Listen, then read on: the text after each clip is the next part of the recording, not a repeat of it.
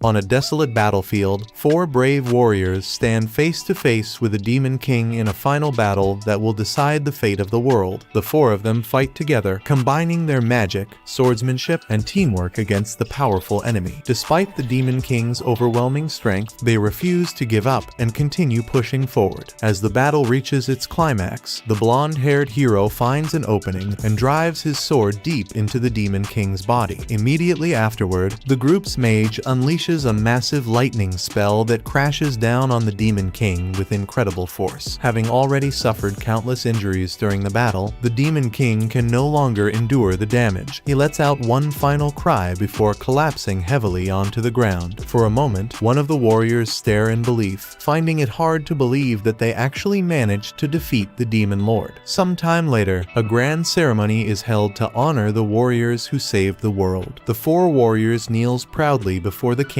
as crowds gather to celebrate their victory over the Demon King. To recognize their achievements, the king grants them the title of the 4 emperors, a title reserved only for the greatest mages in the kingdom. One of the warriors, named Ephtal, is completely stunned by the announcement. He knows that throughout history, only people from noble families have ever been allowed to earn the title of emperor. Because of that, he can hardly believe what he is hearing. He admits that the reward is greater than anything he could have ever imagined. The king then walks over to Ephtal personally and addresses him in front of everyone. He explains that while Ephtal may not be the strongest mage in the world, his contributions and achievements are undeniable. For that reason, he has earned the right to bear the title of emperor. From this day forward, he will be known as the Lightning Emperor. Hearing those words causes Ephtal to break down in tears. The crowd erupts into cheers as he struggles to hold back his emotions. After spending 40 years studying and mastering magic, all of his hard work has finally been recognized. Ephtal leaves the ceremony feeling prouder than ever before. For the first time in his life, he feels that all of his sacrifices and efforts have truly paid off. Several years pass after that day, and Ephtal is now an elderly man. One morning, he stands outside and gazes across the open fields in silence. Then a young girl named Merlin approaches him and politely informs him that breakfast is ready and waiting for him inside. About an hour later, Ephtal is seen teaching his students how to maintain a magic circle. The students focus carefully as they try to keep their circles active for as long as possible. During the exercise, one student loses concentration and accidentally causes his magic circle to disappear. Ephtal immediately notices and tells the student not to give up. He explains that maintaining focus is one of the most important skills a mage can learn. If he cannot keep a magic circle active while standing still, then he will never be able to maintain one while chanting spells during battle. Encouraged by Ephtal's words, the boy quickly begins trying again. After some time passes, Ephtal finally brings the exercise to an end. The students release their magic circles and prepare for the next lesson. However, instead of letting them rest, Ephtal immediately suggests moving on to practicing level 4 spells. Before the lesson can continue, Merlin suddenly speaks up. She points out that Ephtal looks exhausted and tells him that he should take a break and get some rest. However, Ephtal simply shrugs off her concern and insists that he is not tired at all. Still, the worried look on Merlin's face causes him to pause for a moment. Seeing her expression reminds him of the day they first met. His thoughts drift back many years to the time shortly after his party defeated the Demon Lord. During that period, he found Merlin as a baby. She had been left alone after her mother was killed during the conflict involving his party. Remembering that day fills Ephtal with guilt. He quietly wonders whether Merlin would come to hate him if she ever learned the truth about the war and discovered that he had killed so many members of her clan. After a moment, he pushes those thoughts aside and returns his attention to the present. Ephtal tells the students to continue practicing their level 4 magic. Before anyone can begin, Merlin speaks up once again. With a confident smile, she declares that she is ready to start learning level 6 magic. After all, she is one of Ephtal's most talented students. Ephtal cannot help but feel impressed by her confidence and ambition. Even so, he gently tells her that there is no reason to rush ahead so quickly. He assures her that she will learn those higher level spells eventually, but now she should focus on the basic. After training, Merlin heads deep into the forest on her own. She is determined to defeat the beast living inside a nearby cave. In her mind, defeating such a powerful monster would prove that she is Ephtal's greatest student. More importantly, she believes that if she becomes strong enough to teach others herself, Ephtal will finally be able to stop working so hard and get the rest he deserves. Unfortunately, things go wrong almost immediately as the beast is far stronger than Merlin expected. Before long, she finds herself running through the forest while being chased by a gigantic wolf-like beast. Merlin has already tried level 4 magic on it, but it didn't do any damage at all, which makes her understand she's going to need something more powerful. Realizing that her normal spells are useless, Merlin decides that she has only one option left. She begins chanting a level 6 spell, even though she has never successfully cast one before. To her surprise, the spell actually works as she launches a level 6 lightning bolt right at the monster. The explosion shakes the area and fills the forest with smoke and dust, and Merlin becomes convinced that she has finally won. Then the beast steps out of the smoke completely unharmed. Before Merlin can react, the creature swats her away with tremendous force. She crashes to the ground and struggles to get back up. The huge wolf slowly approaches her and prepares to devour her. At that moment, Merlin begins to accept that she is going to die. Just as the beast is about to attack, Ephtal suddenly appears and saves her at the last second. Ephtal immediately scolds her for entering the forest alone. Ashamed, Merlin begins apologizing over and over again. Ephtal tells her that she has more talent and potential than any of his other students. However, he warns her not to become obsessed with gaining power too quickly. If she rushes forward without building a proper foundation, that power could easily slip through her fingers. As they speak, Merlin suddenly notices that the beast from earlier is still alive and standing right behind Ephtal. However, he doesn't even flinch. Without turning around, he calmly casts a level 10 lightning spell. A massive surge of lightning erupts from his body and instantly destroys the beast. Later that night, Merlin cannot stop talking about how incredible Ephtal looked when he saved her life, but Ephtal eventually tells her to stop talking and go to bed. Merlin finally gives in and starts walking toward her bed. However, she suddenly turns around and sees Ephtal coughing up blood. For several years now, he has been suffering from an incurable disease, and his condition has gradually been getting worse. The worried look on Merlin's face makes Ephtal realize something. She has known about his illness for a long time. That is the real reason she has been pushing herself so hard to become stronger. Merlin quietly asks Ephtal to take better care of himself and to get as much rest as possible. He tells her that he does not have much time left. Because of that, he has no desire to spend his remaining years lying in bed and waiting for the end. Instead, he wants to spend whatever time he has left doing what he loves most. He wants to continue teaching talented students like her and help them become great mages. Ephtal admits that he always wanted to become the strongest mage. Hearing that confuses Merlin because, as far as she knows, he is already the strongest. After all, he was given the title of Lightning Emperor. Ephtal says he understands why she thinks that, but the truth is different. Even though he was the oldest among the emperors and had achieved many great things, there was always a clear gap between him and some of his party members. Because of that, he never truly considered himself the strongest. The next day, one of Ephtal's students knocks on his door and informs him that the Flame Emperor has finally completed his research on magical aptitude. Curious, Ephtal reads through the document. He quickly discovers that the Flame Emperor has found a way to determine a person's magical aptitude. This was something that people believed was impossible, so Ephtal immediately praises him as a genius, wanting to test the new method right away. Ephtal places one of Merlin's hairs inside a test tube and performs the experiment. The colors that appear inside the tube reveal the strength of her magical affinities. The results show that she has S-rank aptitude in both wind and water magic, which is extremely impressive. She also has a B-rank aptitude for fire magic and a C-rank aptitude for earth magic. Since Ephtal has raised Merlin ever since she was a baby, he can tell that the test results are accurate. Before this discovery, students had to spend years studying basic spells from every magical element. Only after enough practice would teachers have a rough idea of what a person's natural talents were. With this new test, however, they can determine someone's aptitude from the moment they are born. This will make training far more efficient and help talented people grow stronger much faster. Ephtal then asks to take the test himself. Merlin immediately says that there is no need because his results would obviously be maxed out. However, Ephtal insists. He explains that even if he could never reach the highest level of magic, he at least wants to know whether he ever had the talent to do so. The test is performed, but the result comes back completely colorless. One of the students checks the instructions and explains that a colorless result means the person has no magical aptitude at all. He quickly adds that there must be some mistake because Ephtal is one of the strongest mages alive. For a moment, Ephtal loses his composure. He asks for the test to be performed again. The students repeat it several times, but the outcome never changes. Every single test comes back colorless. As he stares at the results, Ephtal slowly begins to understand something. He remembers how learning magic always took him longer than everyone else. He remembers how the other emperors constantly surpassed him despite all his hard work. For the first time, he realizes the truth. The reason he was always left behind was because he had absolutely no magical aptitude. The realization completely breaks him. He starts coughing heavily, and Merlin rushes over to check on him. Later, she knocks on his door and says she wants to bring him some water, but Ephtal simply tells her to stay out. Lying alone in bed, he reflects on his life. He remembers the dream he carried for decades, reaching the highest level of magic. Now that dream has been completely destroyed. No matter how hard he worked, he never had the talent needed to reach that goal. The frustration becomes overwhelming. He thinks about how pathetic he feels and how all his efforts led nowhere. Suddenly, he suffers a heart attack. At that moment, one of his skills called Second Reincarnation activates. His younger self appears in a strange empty space and finds himself standing before a divine being. Looking around, he comments that more than 50 years have passed and admits that he had completely forgotten about Second Reincarnation. He speaks to the entity and reminds her that this is where they first met after he died in another world long ago. The goddess tells him that the time has finally come for his second reincarnation. Before sending him away, she reminds him that he can choose 2 bonus skills. She recommends a skill called 2 times growth, which would allow him to improve twice as fast. However, Ephtal declines the offer. He says that the magical knowledge he already possesses is enough. If he is given enough time to work hard and improve, then he does not need any special advantages. The goddess is impressed by his answer. She smiles, wishes him good luck, and sends him to a new world. A moment later, Ephtal wakes up in the body of a young boy. He suddenly sits upright as memories begin flooding back into his mind. Still confused, he heads downstairs and is immediately greeted by his mother, who warmly hugs him and tells him that breakfast is ready. As he eats with her, his memories continue returning until everything finally becomes clear. He realizes that this is now his third life. Determined not to waste this opportunity, Ephtal makes a promise to himself. This time, he will master magic no matter what. Unfortunately, he soon discovers that he still has no magical aptitude in this new life. The news crushes his hopes, and he begins to believe that he will once again be limited to level 10 magic, just like before. One day, while lying in a field and thinking about his future, he suddenly hears a loud commotion. Looking up, he sees an enraged dragon flying across the sky, while a group of knights desperately chases after it. Without thinking, Ephtal starts running after them. However, he quickly stops and remembers that he is only 4 years old. There is nothing he can realistically do in his current body. As he watches the dragon fly away, he starts thinking about the level 10 spells he created during his previous life. Almost instinctively, he brings his fingers together, and to his shock, the spell activates instantly. A powerful blast shoots through the sky and strikes the dragon directly, bringing the massive creature down in a single attack. Ephtal stares in disbelief at what just happened, but then the truth finally hits him. Even though he was reborn into a new world, he still possesses the same abilities and power that he had at his peak in his previous life. As time passed, Ephtal spent most of his days studying and researching everything he could. During his research, he discovered that the world he was living in was actually the very same world from his previous life. The only difference was that more than 400 years had passed since then. The next morning, Ephtal's older brother, Frazier, arrives at the house. He brings some money to help pay for the family's daily expenses and household supplies. After that, Frazier notices Ephtal sitting quietly with a difficult magic book in his hands. He is amazed that someone so young is able to read and understand such an advanced book. Ephtal simply replies that he enjoys reading books like these because he finds them incredibly interesting. Hearing that makes Frazier smile. He promises that the next time he visits, he will bring Ephtal even more books as a gift. Frazier is genuinely impressed by Ephtal's love for learning. He says that if their father could see this, he would surely be proud. Hearing those words makes Ephtal curious. He asks when he will finally get the chance to meet his father. Unfortunately, Frazier explains that their father is extremely busy and rarely has any free time. In fact, ever since Ephtal was born into this world, he has never met his father even once. His father is Duke Orcott, one of the most important people in the Kingdom of Azul and a highly respected figure in the field of magic. Unknown to everyone else, Duke Orcott is also a direct descendant of Ephtal himself from his previous life, when he was known as the Lightning Emperor. Because of that, Ephtal has always been curious about what kind of person his descendant is. Sadly, Ephtal's mother was born without any magical aptitude. Because of that, Duke Orcott's main wife and his other mistresses looked down on her from the very beginning. They even came to see Ephtal as a mistake because he was also born without any magical affinity. The two of them were treated so poorly that they were eventually banished and forced to live in a remote area far away from the rest of the family. As a result, Duke Orcott and his other wives do not even acknowledge Ephtal as part of the family. That is the real reason he has never been allowed to meet his own father. Frazier, however, is the second son born to Duke Orcott's main wife. After learning about the unfair treatment Ephtal and his mother had received, he felt sorry for them and decided to help take care of them whenever he could. Despite everything happening around him, Ephtal honestly does not care very much about his family's problems. As long as he has the chance to study magic again, he is satisfied.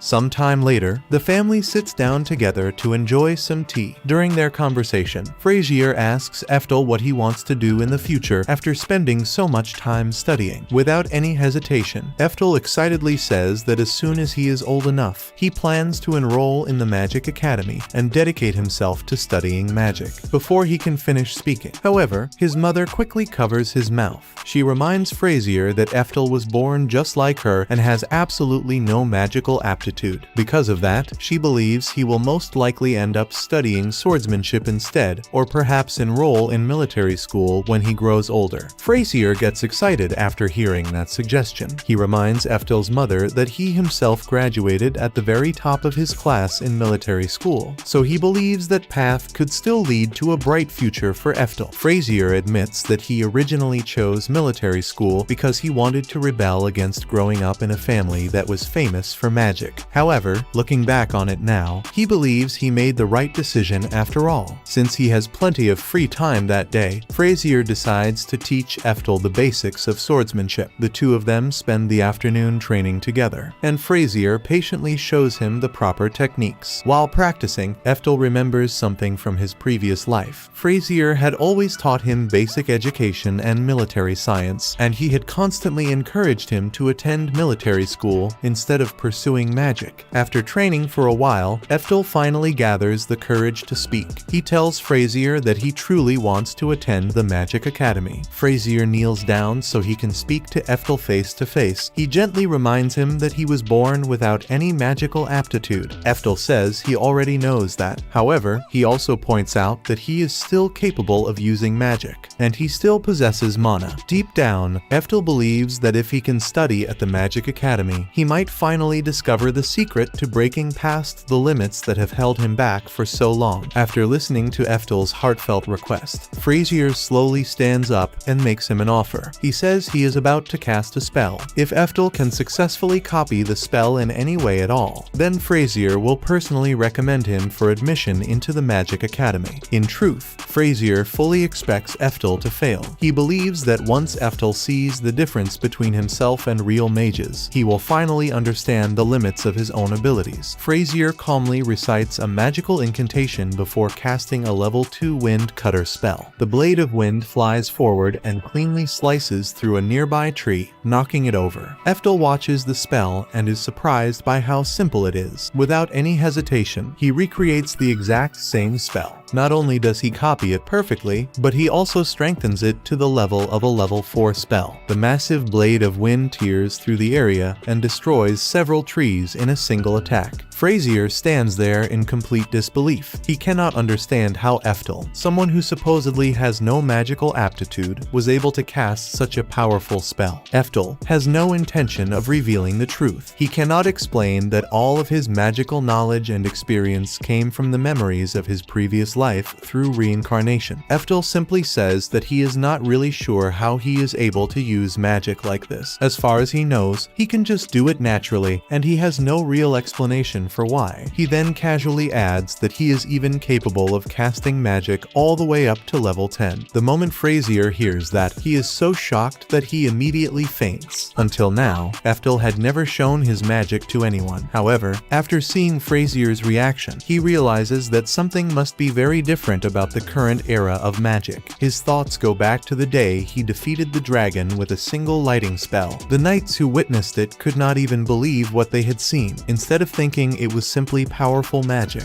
they assumed it had to be a miracle sent by God. While Frazier is still unconscious in bed, Ephtal spends the next few hours thinking about everything he has learned regarding the past 400 years. After putting everything together, he reaches one clear conclusion. The overall level of magic has greatly declined since his previous life. He also realizes that casting spells without chanting an incantation has become extremely rare in this era. That explains why Frazier was so shocked after watching him cast magic so effortlessly. From that moment on, Ephtal decides that keeping his true abilities hidden is the safest choice. Eventually, Frazier jolts awake. Even after opening his eyes, he is still overwhelmed by how easily Ephtal managed to cast that spell. Trying to avoid any trouble, Ephtal calmly tells him to relax. He insists that everything Frazier remembers was nothing more than a strange dream. To Ephtal's surprise, Frazier actually buys the story. Because of that, Ephtal is able to continue training in secret without anyone becoming suspicious. To keep Frazier happy, Ephtal also pretends that he has accepted the idea of attending military school instead of the magic academy. As part of his training, Frazier continues teaching him swordsmanship. During practice, Ephtal is defeated over and over again. However, every loss only motivates him to work even harder. Rather than getting discouraged, he uses each defeat as another reason to become stronger. By the time he reaches the age of 10, Ephtal's swordsmanship has improved dramatically. He easily slices through a massive log with a single swing, showing just how much stronger he has become. As his skills continue improving, Ephtal starts thinking that becoming the world's strongest magic swordsman would not be a bad goal after all. By this point, Frazier has been teaching Ephtal swordsmanship 3 times every week. On this particular day, however, Frazier decides it is finally time to give Ephtal a special lesson. Frazier introduces Ephtal to a huge, muscular man named Moria, who is the former commander of the kingdom of Azul's knights. Without wasting any time, Moria immediately challenges Ephtal to a duel. He tells him not to hold back and to attack with everything he has. As Moria calmly walks toward the center of the training ground, Ephtal finds it difficult to make the first move. Moria's overwhelming aura is so intimidating that it leaves him frozen for a moment. Seeing Ephtal hesitate, Moria assumes he is nothing more than a weak child. He charges straight at him, hoping to end the fight in a single attack. At the last possible second, Ephtal dodges out of the way. Using physical enhancement magic to strengthen his body, he quickly counters with several clean strikes, managing to surprise Moria. As the duel continues, Moria realizes that Ephtal is far more talented than he expected. He can immediately understand why Frazier thought so highly of him. Frazier agrees and explains that even though Ephtal has no magical aptitude, he has incredibly smooth control over the mana flowing through his body. The battle continues, but little by little, Moria begins pushing Ephtal onto the defensive. Realizing he is being overwhelmed, Ephtal decides to use a technique he learned during one of his previous lives. He catches Moria off guard, throws him over his shoulder, and slams him straight into the ground. With that, Ephtal wins the duel. Moria accepts his defeat without complaining. He laughs, pats Ephtal on the head, and tells him that he has successfully passed the test. Frazier then walks over and reveals the truth. He explains that Moria is actually the headmaster of the Azul Military Science Academy. Since Moria was impressed by Ephtal's performance, he has officially passed the entrance test and now has a guaranteed place at the academy. Ephtal is caught completely off guard. Everything happens so quickly that he starts wondering how things even reached this point. A few years later, a heavy rainstorm begins. While everyone stays inside to avoid the rain, they They notice Ephtal outside and simply assume he is continuing his swordsmanship training. In reality, Ephtal has gone deep into the forest to secretly practice his level 10 magic. He unleashes a massive lightning spell that crashes into the ground with incredible force. The explosion is so powerful that Frazier mistakes it for a natural lightning strike and immediately rushes into the forest to make sure Ephtal is safe. After confirming that nothing happened to him, Frazier reminds Ephtal that he is now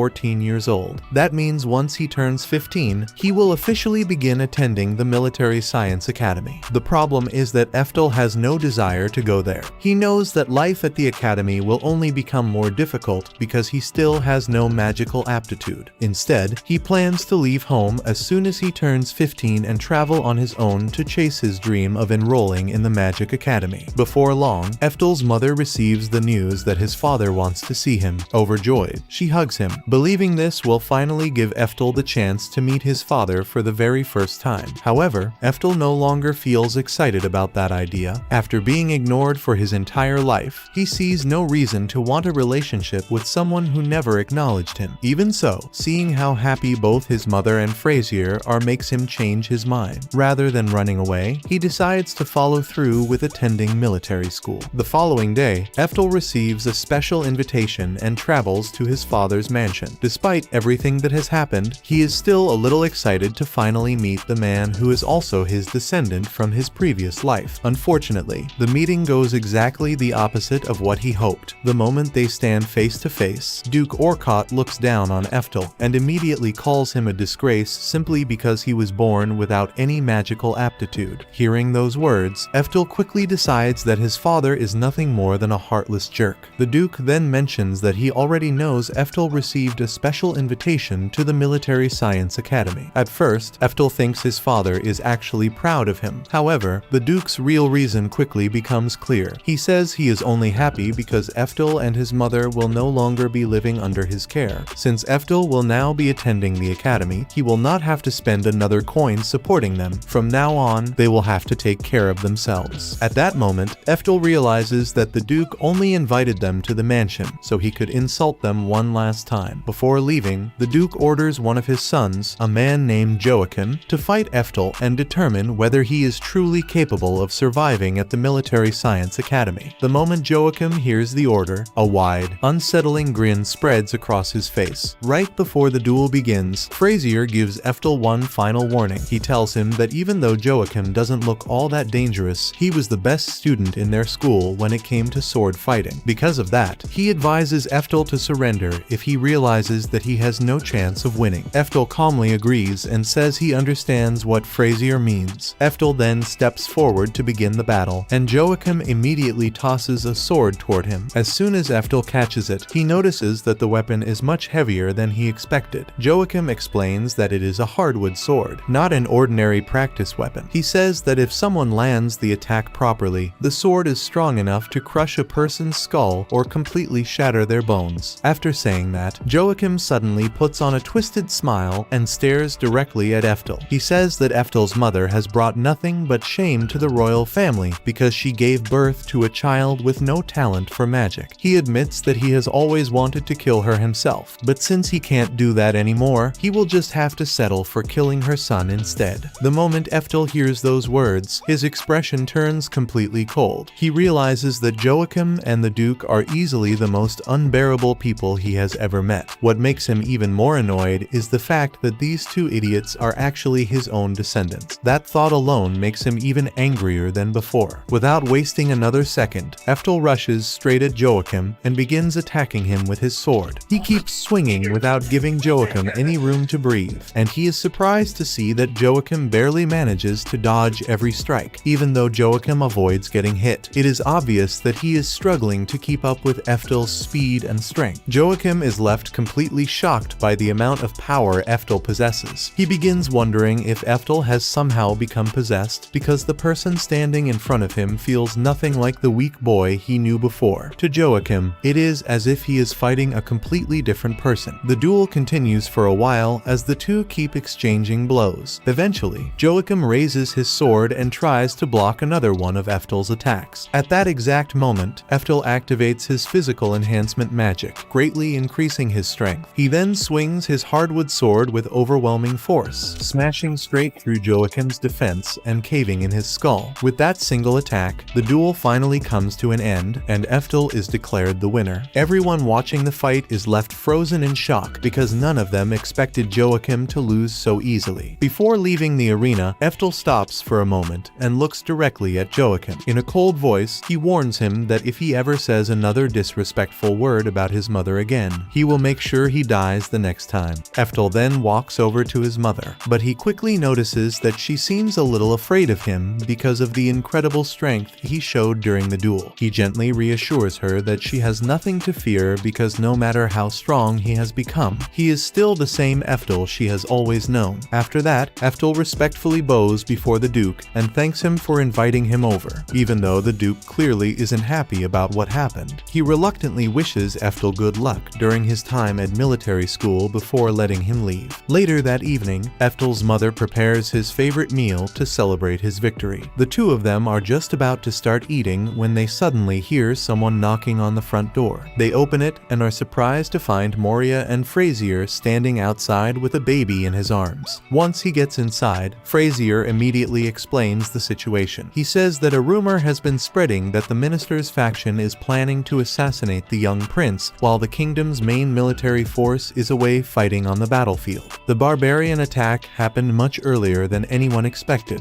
so there wasn't enough time to prepare. Because everything happened so suddenly, Frazier decided that Ephtal's house was the safest place he could think of to hide the prince until they figured out what to do next. After hearing that, Ephtal quickly understands the political situation. The previous king of Azul had two sons, and the younger son was far more talented than the older one. Because of that, the younger son became the current king, while the older son became the crown minister instead. Since the current king originally had no male heir, everyone believed that the minister's own son would eventually inherit the throne. However, everything changed when the current king finally had a son of his own. That one event destroyed the minister's plans, which is exactly why his faction now wants the young prince dead before he can inherit the kingdom. Even after figuring all of that out, Ephtal still can't understand one thing. He wonders how the barbarians managed to break through the kingdom's defenses and reach the capital after security had supposedly been strengthened. Frazier believes there is only one person who could have made that possible. He suspects that the Duke is secretly behind everything because if the royal family is overthrown and power changes hands, the Duke would gain more than anyone else, since returning to the capital is no longer an option. Frazier decides that their only choice is to cross the border and take the prince to the kingdom's main army, where he will be much safer. It is a dangerous journey, but they have no better alternative if they want to keep the prince alive. The next morning, Moria and Frazier finish preparing for the trip and begin saying their goodbyes before leaving. Just then, Ephtal suddenly appears and asks if he can come with them. Moria and Frazier happily accept his offer because they know they will need every bit of help they can get during such a dangerous mission. Although they are grateful to have him with them, it is obvious that Ephtal's mother is heartbroken as she watches her son leave home once again. The three of them begin making their way through the forest while discussing the safest route and planning their next move. In the middle of their conversation, a loud noise suddenly echoes through the trees. Realizing that something is wrong, they immediately decide that the smartest thing to do is leave the forest as quickly as possible before whatever caused the sound catches up to them. However, the moment they reach the edge of the forest, they suddenly stop in their tracks. Waiting for them outside is an even more terrifying sight. The Duke has already arrived with his personal division of battle mages, and they have completely blocked their path. It is immediately clear that they have no intention of letting the prince escape, and they are prepared to take him back no matter what it costs. They immediately think about turning back, but they quickly discover that the path behind them has already been blocked by a wall of fire. That is when they realize the loud sound they heard earlier was actually the Duke's mages setting the entire forest on fire, with flames cutting off one escape route and the Duke's forces blocking the other. They find themselves completely trapped with nowhere left to run. Seeing that they have no easy way out, Frazier decides that the most reasonable option is to try talking things out with the Duke. He steps onto the battlefield and asks the Duke to hear what he has to say before anyone else gets hurt. To Frazier's surprise, the Duke agrees and calmly walks forward to meet him. For a brief moment, Frazier feels relieved because he believes the Duke is actually willing to to negotiate. However, the Duke had no intention of talking from the very beginning. Without giving Frazier any warning, he suddenly pulls out a magical tool and strikes him with a bolt of lightning. The attack hits Frazier head-on, knocking him unconscious before he even has a chance to react. Immediately afterward, the Duke gives a signal to the rest of his mages, ordering them to burn everything to the ground. The mages all begin working together, combining their magic to cast a powerful level 6 lightning spell. The enormous spell crashes into the battlefield and completely devastates the entire area, destroying almost everything in its path. Ephtal has no idea whether Frazier managed to survive such a devastating attack or not. As he watches the destruction unfold, the Duke's selfishness and complete disregard for innocent lives only make him angrier and angrier. Every second that passes causes his rage to grow even stronger. Moria notices that Ephtal's expression has become much darker than before and immediately tries to calm him down before he loses control. However, Ephtal ignores his concern and simply tells him that he is about to show them what real magic looks like. Ephtal then calmly walks out onto the battlefield without showing even the slightest hint of fear. Right in front of everyone, he casts a level 9 ice spell with overwhelming power. In an instant, the freezing magic spreads across the battlefield and completely freezes the entire forest. The unbelievable display of magic leaves every single mage, along with the Duke himself, staring in complete shock because none of them have ever witnessed such incredible power before. The moment the Duke realizes that the person standing before him is Ephtal, he immediately orders his mages to stop holding back and show him what they are truly capable of. Without hesitation, the mages combine their strength once again and fire several level 5 explosion arrows straight at Ephtal. The attacks appear to hit him directly, creating a massive explosion that shakes the entire battlefield. The Duke immediately begins celebrating, convinced that no one could possibly survive an attack of that magnitude. But as the smoke slowly clears, everyone is left speechless. Ephtal is still standing exactly where he was before, completely unharmed. It turns out he protected himself by using his always-on magic defense circle, allowing him to block the entire explosion without suffering a single injury.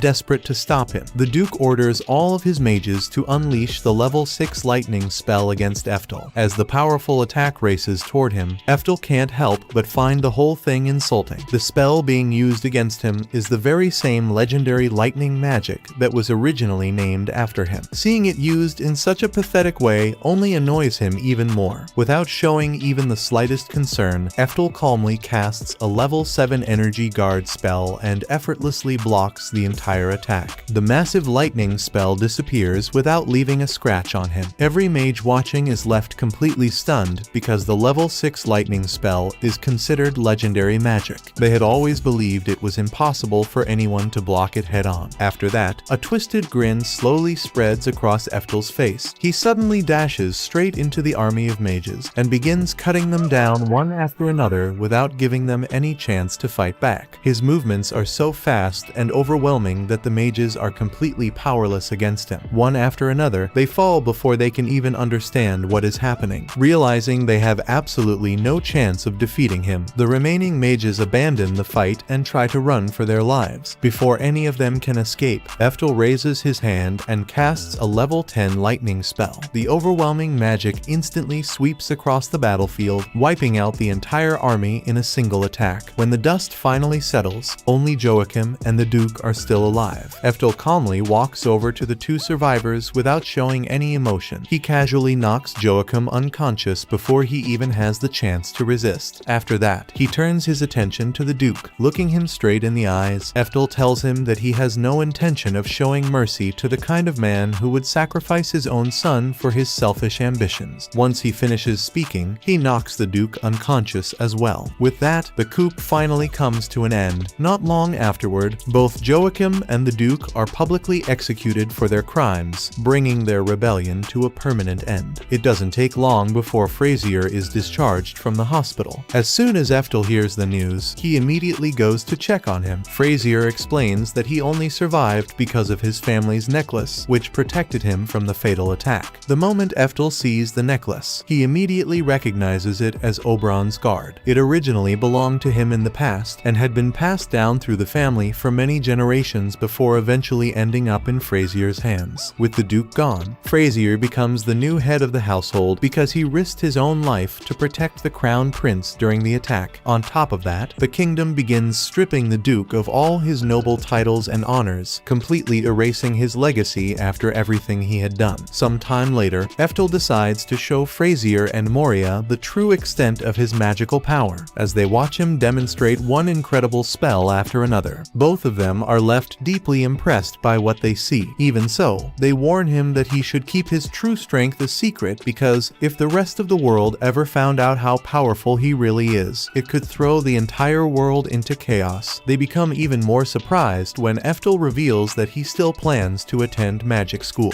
Both Frazier and Moria think he has already become far too powerful to learn anything there, but Ephtal explains that raw power isn't everything. He wants to study magic properly so he can learn how to control his abilities and use every spell to its fullest potential. After hearing his reasoning, Frazier and Moria fully support his decision. With that, Ephtal takes another important step forward on his journey to master the path of magic. That was episode 3. Subscribe to not miss the next part and watch the next video on screen.